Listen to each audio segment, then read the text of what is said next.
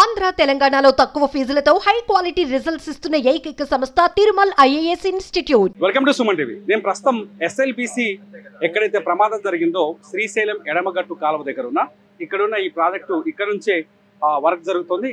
ప్రమాదం జరిగింది ఇక్కడ నుంచి ఒక 13 కిలోమీటర్ల లోపల వాతావరణం ఎలా ఉంది? ఎన్డీఆర్ఎఫ్ బృందాలు రెస్క్యూ ఆపరేషన్ కంటిన్యూగా చేస్తున్నాయి. లోపల వాళ్ళ కంటికి కనిపించిన సిచ్యువేషన్ ని ఈ బోర్డు మీద ఒక స్కెచ్ చేశారు. ఇది ఎన్డీఆర్ఎఫ్ వాళ్ళు వేసిన స్కెచ్. ఆ స్కెచ్ ని మీకు ఎక్స్ప్లెయిన్ చేసే పని చేస్తారు. అసలు ఎస్ఎల్బిసి లోపల ప్రమాదం జరిగిన ప్రాంతం ఎలా ఉంది, అక్కడ సిచ్యువేషన్ ఏంటి, అసలు ఏం జరిగింది, ఇప్పుడు అక్కడ జరుగుతున్న వాటర్ కానీ బురద పరిస్థితి అనేది ఇక్కడ నేను ఎక్స్ప్లెయిన్ చేసే పని చేస్తాను. ఒకసారి ఈ బోర్డును చూస్తే నేను ఇక్కడ ఉన్నాను. ఇది ఎంట్రీ పాయింట్. నేను ఇక్కడ ఉన్నాను. ఇక్కడ అదే అది ఇక్కడ కనిపిస్తున్న బోర్డే నేను చూపిస్తున్న చేతో అదే నేను ఇక్కడ మనం అందరం ఇప్పుడు కెమెరా కానీ నేను కానీ ఇక్కడ ఉన్నాము. ఇక్కడ నుంచి మొత్తం 13 కిలోమీటర్ల 850 మీటర్లు ఇప్పుడున్న టన్నెల్ రెడీ అయి ఉంది, తవ్వుతుంది, పని జరుగుతున్న ప్రాంతం 13 కిలోమీటర్ల 850 మీటర్లు 13.85. అయితే 11 కిలోమీటర్ల వరకు చాలా క్లియర్గా ఉంది రాస్తా. ఎటువంటి వాటర్ లేదు, ట్రాక్ ఈజీగా ఉంది. ఇక లోకో పైలట్ ఇక్కడ మన రైలు పట్టాలు ఇక్కడ రైలు పట్టాలు అంటే కార్మికులు తీసుకుపోవడం కానీ అవసరాలకి అన్నిటికీ తరలించే రైలు ఉంది. ఆ పట్టాలు క్లియర్గా ఉన్నాయి. ట్రాక్ కూడా చాలా క్లియర్గా ఉంది. ప్రాబ్లం ఏం లేదు. 11వ కిలోమీటర్ నుంచి వాటర్ వస్తున్నాయని మొదటి నుంచి వాళ్ళు ఎవరైతే ఇక్కడ వర్క్ చేస్తున్నారో వాళ్ళు చెప్తున్నారు. ఆ 11వ కిలోమీటర్ దగ్గర ఇక్కడ వీళ్ళు సెగ్మెంట్ చేశారు.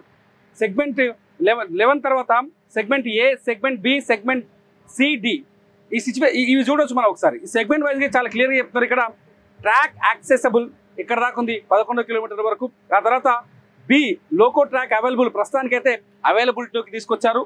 ఆ సి తర్వాత బ్రోకెన్ టీబీఎం బిట్వీన్ 13.6 అండ్ 13.650 మధ్య ఇక్కడ ఈ 50 మీటర్లు. ఈ సిచ్యువేషన్ మనం చూడొచ్చు. ఒకసారి నేను జూమ్ చేస్తే మైపాల్ టీబీఎం అంటే ఇదే టన్నెల్ బోరింగ్ మిషన్. ఈ టీబీఎం నుంచి ఎండ్ పాయింట్ ఎంత ఉందంటే 600 మీటర్లు ఉంది పూర్తిగా. ఇది చాలా అర్థం చేసుకోవాల్సిన పాయింట్. ప్రమాదం జరిగిన ప్రాంతం కూడా ఇదే. ఈ టీబీఎం కూడా ఇప్పుడు మట్టిలో కూరుకుపోయి ఉంది. ఎక్కడ జరిగింది? టీబీఎం నుంచి 600 మీటర్ల బ్యాక్ సైడ్ ఇప్పుడు స్లైడ్ వచ్చింది, మట్టి కూలిపోయింది. ఇక్కడ నుంచి ఇంతవరకు ఇప్పుడు ఈ టన్నెల్ పూర్తయిందన్నమాట. ఇక్కడ నుంచి ఈ టీబీఎం దగ్గర మట్టి కూరుకుపోయింది. ఈ కూరుకుపోయిన మట్టి ఇక్కడ చూస్తే ఈ 40 మీటర్ల విషయంలో మొత్తం పైదాకా మట్టి పెరిగిపోయి కనిపిస్తుంది. ఇంకొక 50 మీటర్ల వరకు ఒక ఫ్లో లాగా కనిపిస్తుంది. ఇందులోంచి వరద వస్తుంది, వాటర్ వస్తుంది. ఈ 600 మీటర్ల మధ్యనే ఈ చిక్కుకుపోయిన 8 మంది చిక్కుకుపోయారు. ఈ 8 మంది ఉన్న ప్రదేశం ఈ 600 మీటర్లే. ఈ 600 మీటర్లలో వాళ్ళు ఎక్కడున్నారని వెతికే ఆపరేషనే ఈ ఆపరేషన్ అంతా. ఎన్డీఆర్ఎఫ్ కావచ్చు, లేకపోతే బయట నుంచి వచ్చిన నేవీ టీం కావచ్చు, లేకపోతే ఆర్మీ టీం కావచ్చు, లేకపోతే ర్యాట్ హోల్ మైనర్స్ అని తీసుకొచ్చారు వాళ్ళు కావచ్చు, ఎస్డీఆర్ఎఫ్ కావచ్చు. ఇక్కడ ఉన్న బలగాలన్నీ పనిచేస్తుంది.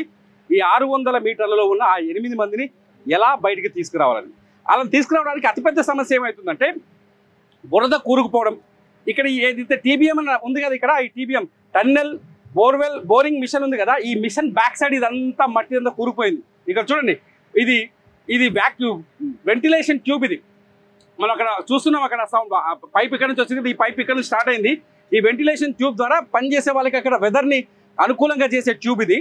అయితే ఈ ట్యూబ్ కూడా ఇక్కడ మలిగిపోయింది. అంటే మొత్తం ఇదంతా బ్లాక్ అయిపోయింది. ప్రస్తుతానికైతే మనం చెప్పుకోవాల్సింది ఏంటంటే ఇదంతా బ్లాక్ అయిపోయింది. ఆ 8 మంది ఇందులోనే ఉన్నారు.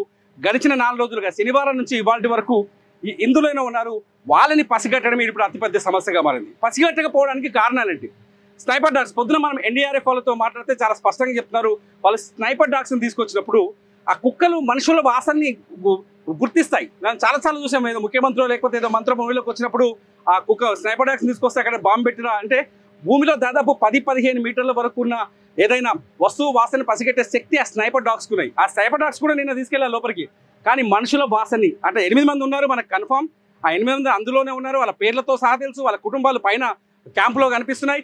కానీ వాళ్ళని ఎందుకు పసిగట్టలేకపోయాయని అడిగితే చాలా స్పష్టమైన ఆన్సర్ చెప్పారు. ఈ టీబీఎం రన్ చేయడానికి 7,500 లీటర్ల ఆయిల్ ఉంది అందులో. ఆ ఆయిల్ ఒక్కసారిగా బరస్ట్ అయిపోయింది ఈ కూలిపోవడంతో. ఆ ఆయిల్ ఈ మనుషుల వాసనకి మధ్య అవాంతరంగా మారుతుంది.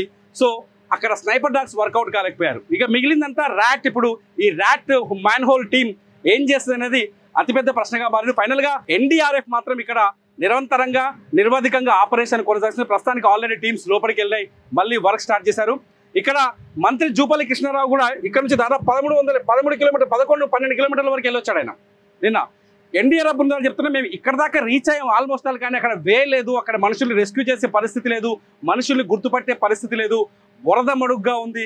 ఇందులోంచి ఇప్పుడు ఈ ఏరియాలో వాటర్ పైనుంచి జలలాగా కురుస్తుంది, కింద నుంచి ఒక కాలువలాగా వస్తుంది. ఈ వాటర్ అంతా పెద్ద పెద్ద మోటార్లు పెట్టి పైపుల ద్వారా బయటికి పంప్ చేస్తున్నారు.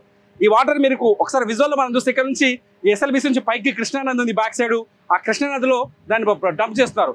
సో ఈ వాటర్ని ఇదంతా డ్రై చేసేది ఎప్పుడు, ఈ మట్టిని అక్కడి నుంచి రికవరీ చేసే మనుషుల్ని వెతికేది ఎప్పుడు అనేది అతిపెద్ద ప్రశ్నగా మారింది.